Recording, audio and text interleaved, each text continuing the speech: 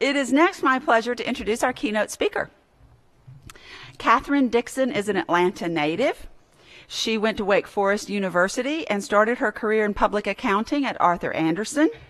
After several years in accounting, she returned to school to get her MBA from Harvard Business School. Just, a little place you probably never heard of, Harvard Business School. And following that, she worked in investment banking, in-house mergers and acquisitions, and with a consulting and placement firm. Katherine is now a principal at ghSMART, which is a leadership advisory firm where she helps clients with mission-critical leadership matters.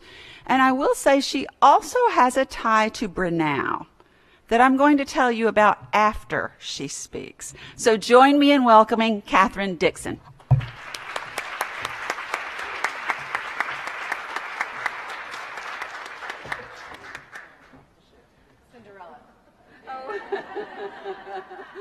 We could talk a lot about that.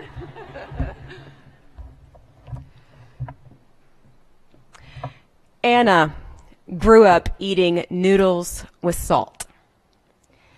Money and resources were scarce under the shadow of the Cultural Revolution in China.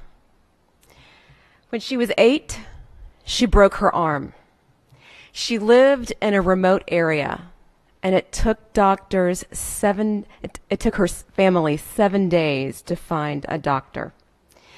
By then, her arm had started to mend, but in the wrong place. The doctor had to re-break the arm to set it properly, without the aid of any medicine.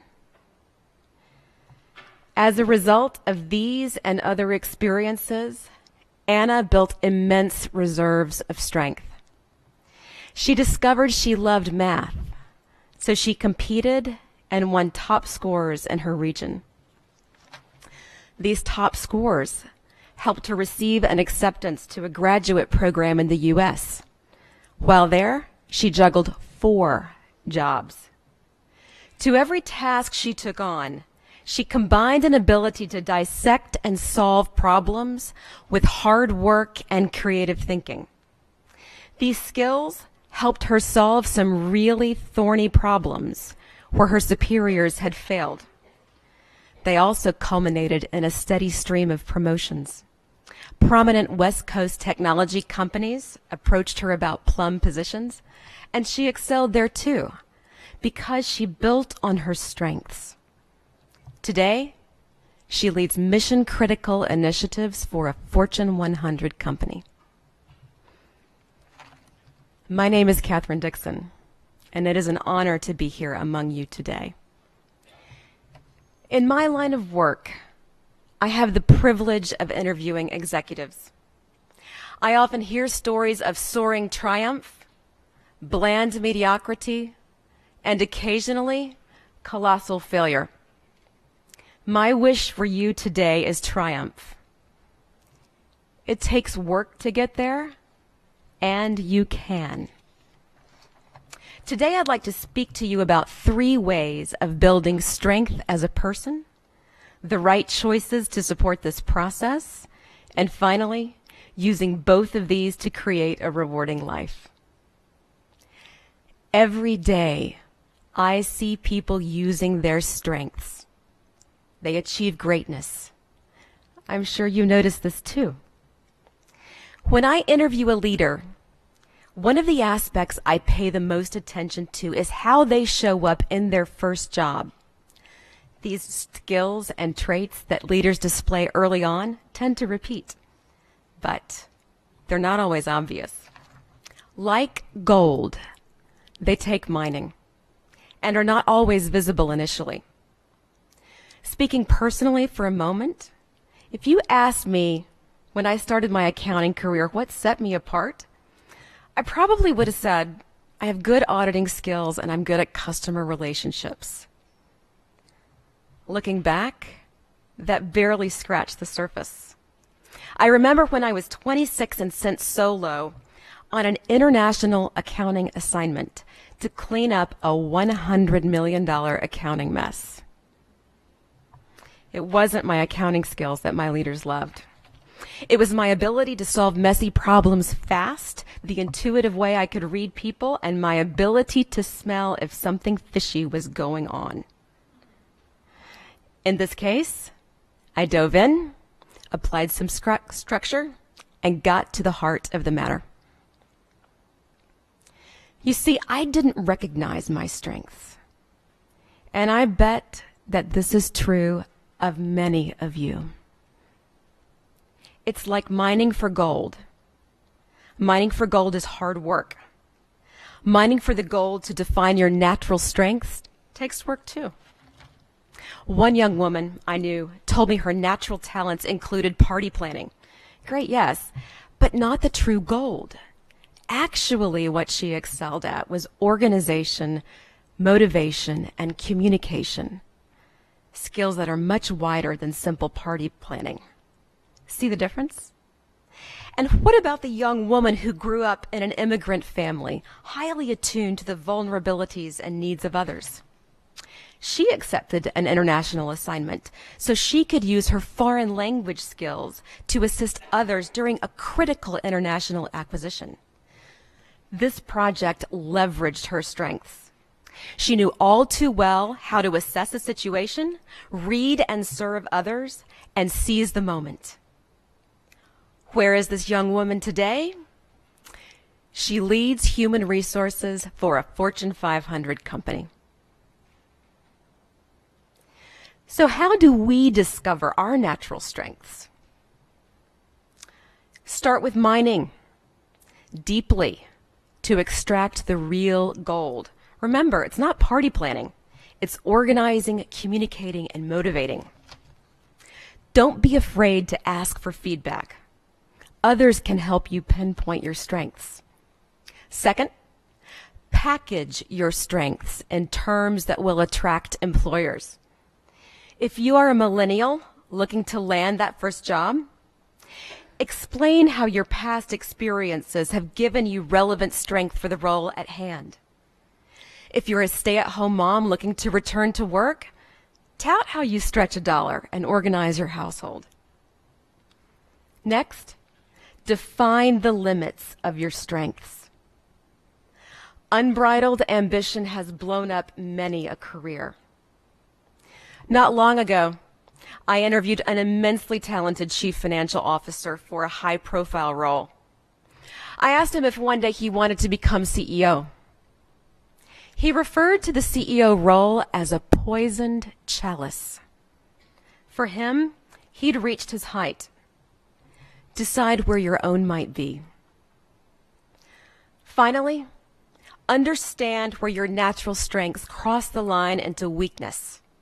Then, figure out how to limit the potential for weakness. Doing this can come in many forms. You can surround yourself with a team member with complementary talents. You can ask for help. Or you can monitor and discipline yourself. With that, you can harden your gold into an even more durable metal. Where else do your strengths come from? Life throws challenges to us all, and the strengths that evolve through adversity are invaluable. All of you have had to deal with one form of adversity or another. Many of you have been bullied on social media. You may have had intense financial hardships or lost your job. Quite a few of you have lived through difficult family situations. And still others have survived physical abuse and attacks. You might still be dealing with some of these. All of these break my heart, and I wish I had a magic wand. But there is a positive side to adversity if you choose to see it. It has its own particular form of beauty. I like to call these your pearls. These are the curveballs that life throws at you. They're tough to take, but over time, surviving these helps you evolve into a stronger person. After business school, I started working at an investment banking firm. After the first year, my start class compared bonuses, and I received the bonus level given to the top half of the class. But times became tough, business declined, and the top half ranking didn't matter so much when 3/4 of the class was let go. I remember the call I got that summoned me to the boardroom.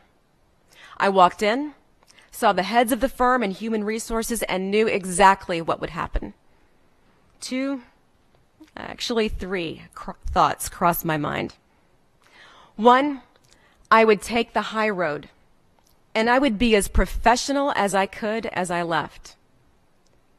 Two, my competitive side said that one day I would make them regret this decision. Three, I would not cry. And actually, this last piece was much more difficult than it typically would have been.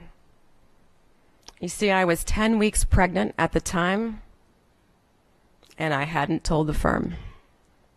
Hormones and fatigue ran high, not to mention nausea. I managed to stay professional.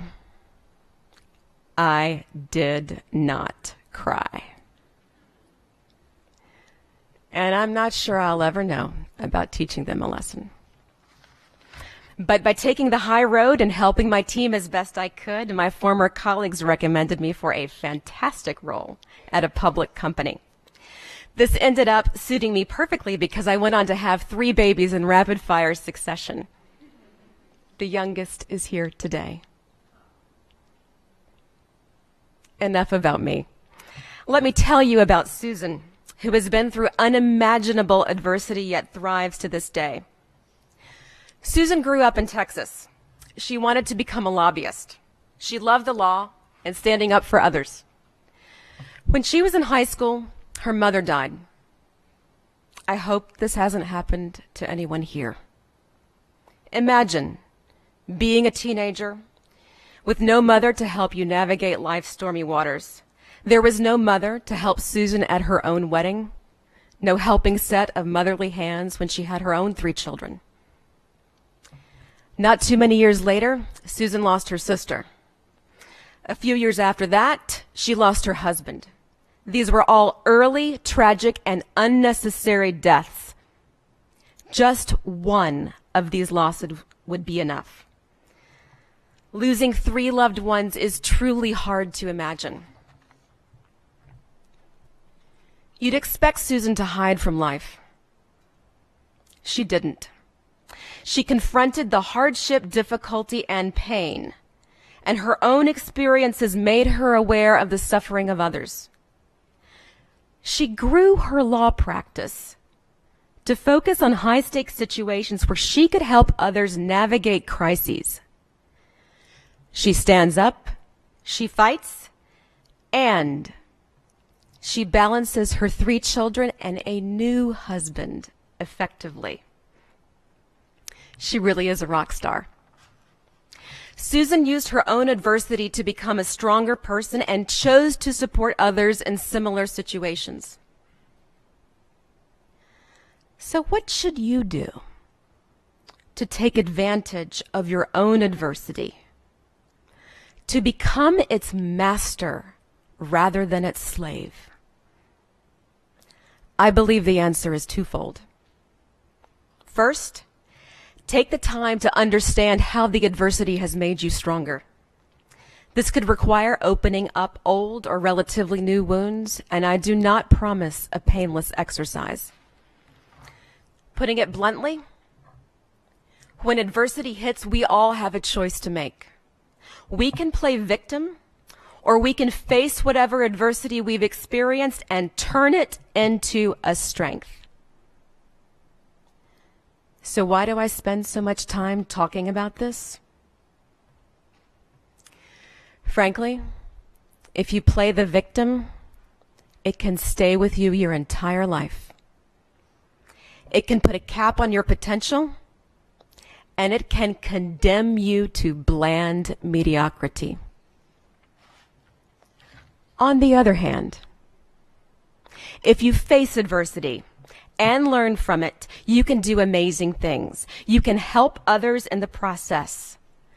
And your pearls, whatever shape and color they might be, can be evident for all the world to see. Not only that, you'll be a source of inspiration for others.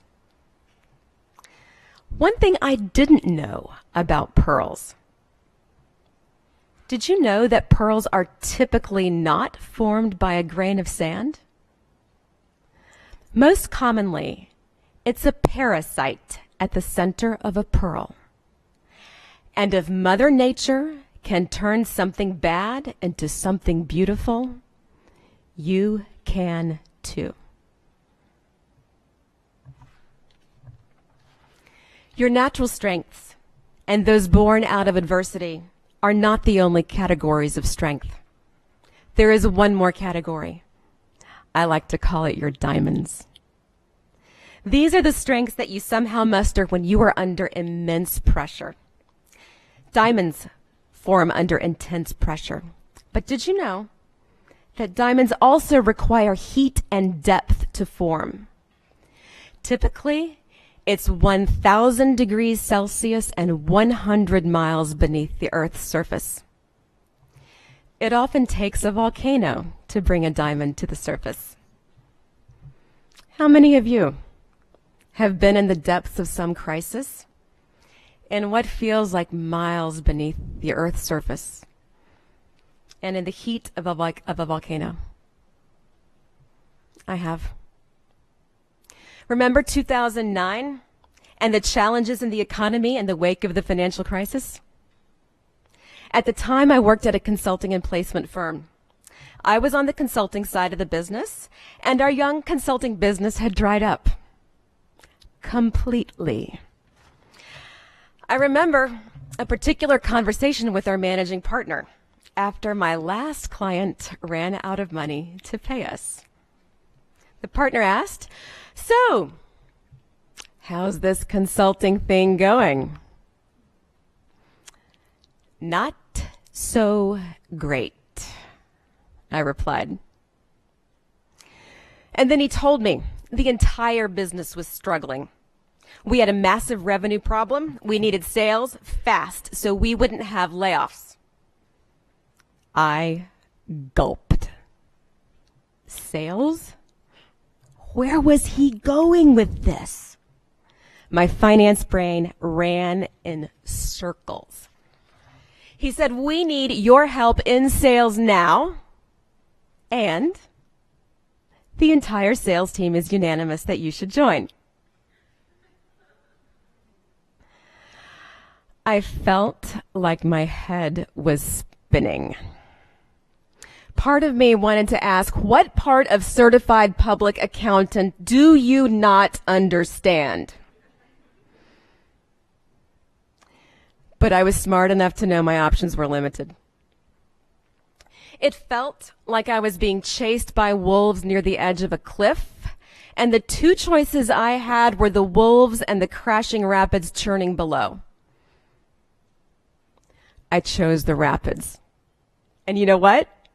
I loved the water, and I found I could swim pretty well.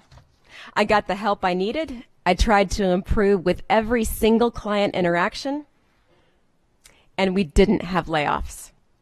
In fact, we grew. A couple of years later, I had the highest sales in the company. The trick in developing diamond strength is to know the difference between the initiatives you should take on and the ones where you should pass. I like to use two tests. First, does the person offering you this challenge know you well? If they do, there's a good chance they could see a diamond in the rough with you. Second, do they care? How committed will they be to your success? If someone approaches you about a new direction and they know you and they care about you, chances are they seek to bring out your best. If not, pass. A final word about diamonds. To bring out the stunning beauty of a diamond, cutting and polishing are necessary. And where pearls emerge ready to wear, diamonds require outside help for their natural beauty to shine. So get the help you need to polish yourself up. Today, I encourage you to proudly wear the gold, pearls, and diamonds you have formed. For the diamonds, embrace the right challenges. It's been said that everything you've ever wanted is on the other side of fear. For the pearls, know that the adversity you've undergone has uniquely prepared you for your future and for you to help others.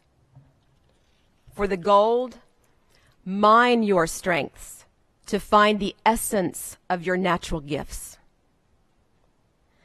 And one final thought from Mark Twain. He once said, 20 years from now, you will be more disappointed by the things you didn't do than by the ones you did. So throw off the bowlines, sail away from safe harbor, and catch the trade winds in your sails. Explore, dream, discover. Thank you.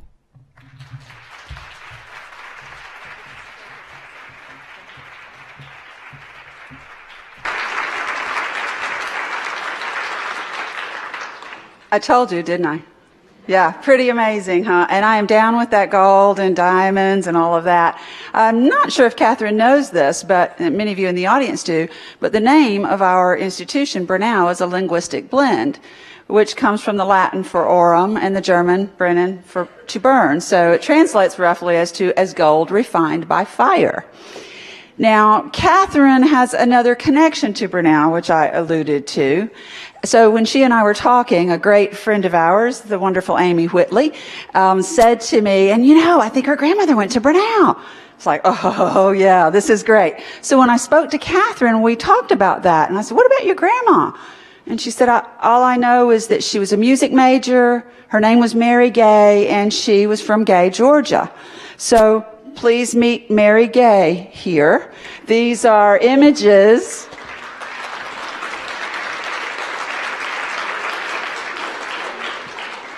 from her junior and senior years. And it turns out that Mary Gay basically ran everything at Brenau at some point during her career here.